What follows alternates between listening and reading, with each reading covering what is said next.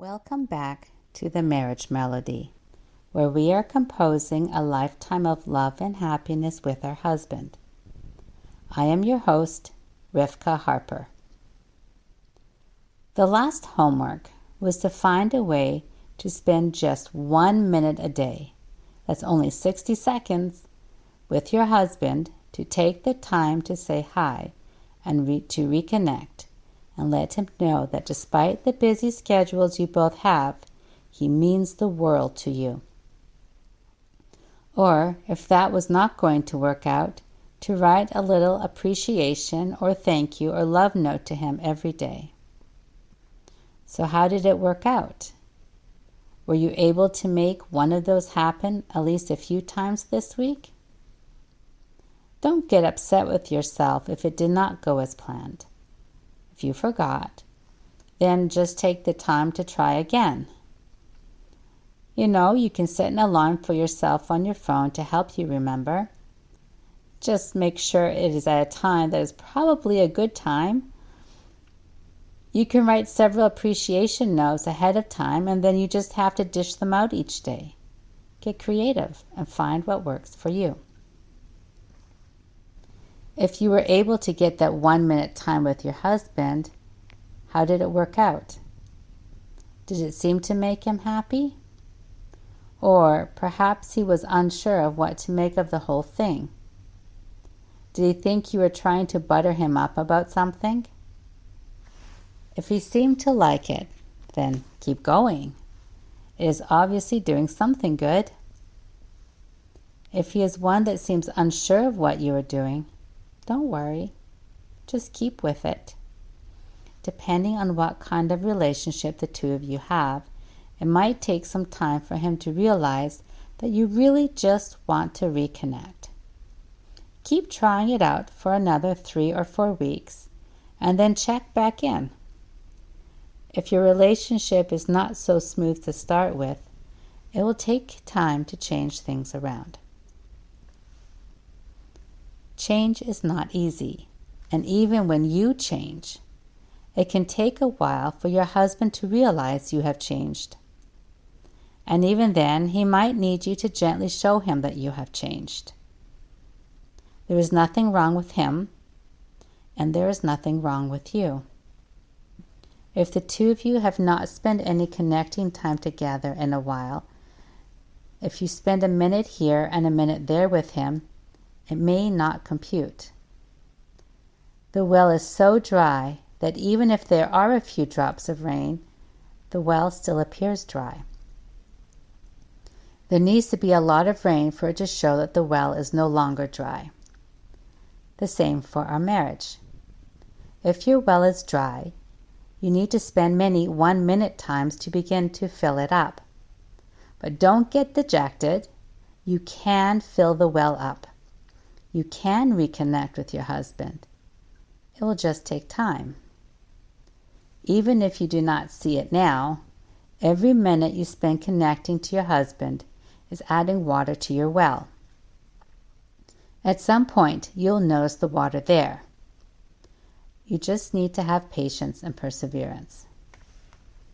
Connecting with your husband does not stop there. The 1 minute check-ins and the little notes are a great start, something that should continue.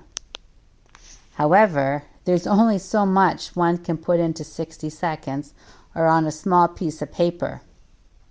Real connecting happens when the two of you go on dates. Just because you got married does not mean the dates should stop. In fact, it is because you got married that the dates should continue. And no, a date does not mean you have to go out to eat. A date is an amount of time that you and your husband spend together, just the two of you. It is a time away from distractions, whether it be children, phones, your computer, work, etc.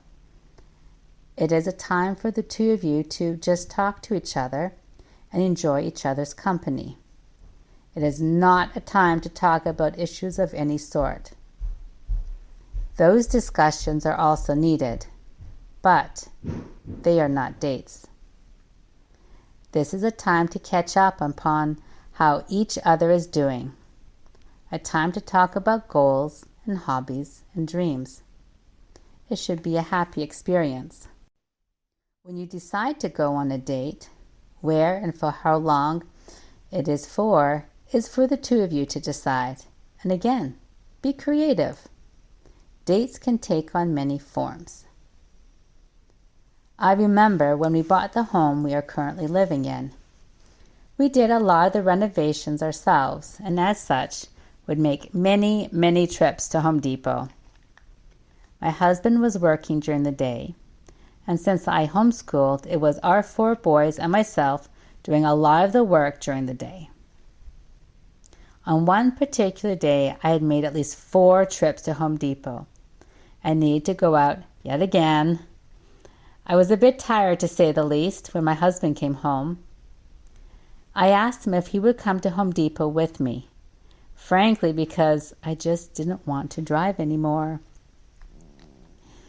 As we left the driveway and started on our 1.1-mile trip, I sat there in the passenger seat and, for some unknown reason, said, "Thank you for the date."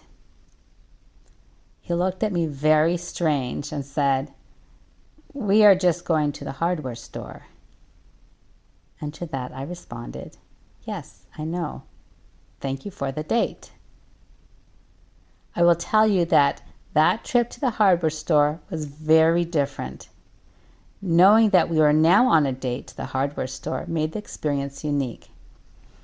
Did we do anything different than we would have done? No. We still went and picked up the item I needed and went home.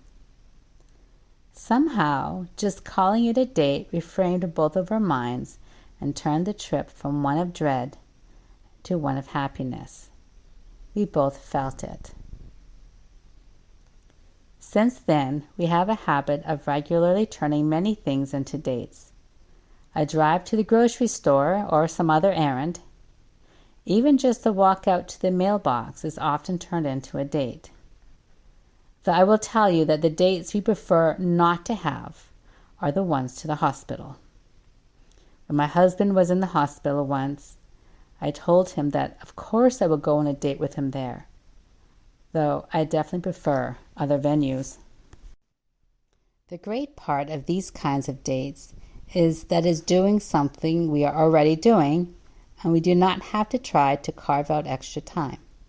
We get 2 for the price of 1. Not only do we get the errand done, or whatever else we are doing, we are spending time together doing it. By reframing our mind, it opens up the feelings of love for the other person and can get some wonderful connecting time in.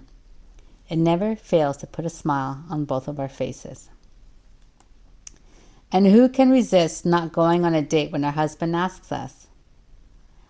Recently, my husband was going outside to the mailbox, and he looked at me and asked if I wanted to go on a date to the mailbox with him. Honestly, if he had just asked if I wanted to go out there with him, I would have politely declined. But when he worded it as a date, I felt I could not resist and happily went out. And we always remember to thank each other for the date afterwards. Now, don't get me wrong. It is always nice to go on a traditional date, whether to a restaurant, a nice drive, a walk in a park, or even the mall, which is great when it gets too hot or too cold to want to be outside. I'm just pointing out there are many other ways to be together and to connect. You just have to be creative. And yes, I know I have said that before, but really, that is what it is all about. We are all different. Our husbands are all different. And we each have a unique relationship with our husband. What works for one couple may not work for another. Or it might work, but it might need a bit of a twist. Also, what used to work for you and your husband in the past may not work so well now for various reasons. Now, I am sure that you can guess what this week's homework is going to be. Try to schedule one date with your husband. It can be a traditional date or an errand that you turn into a date, though it is extremely important to remember the following. This is a time to connect, not disconnect, meaning it is not a discussion time about issues where disagreements might occur. 2. This is a time just for you and your husband. No children, no work, no phones, etc. 3. This is a happy time. Use it as a time to compliment your husband. Thank your husband for various things he does. And 4, always remember to thank him for the date. And if for whatever reason a date night is not doable, then just continue on with the daily 1-minute bonding time or small appreciation notes. Wishing you all the best, and see you next time.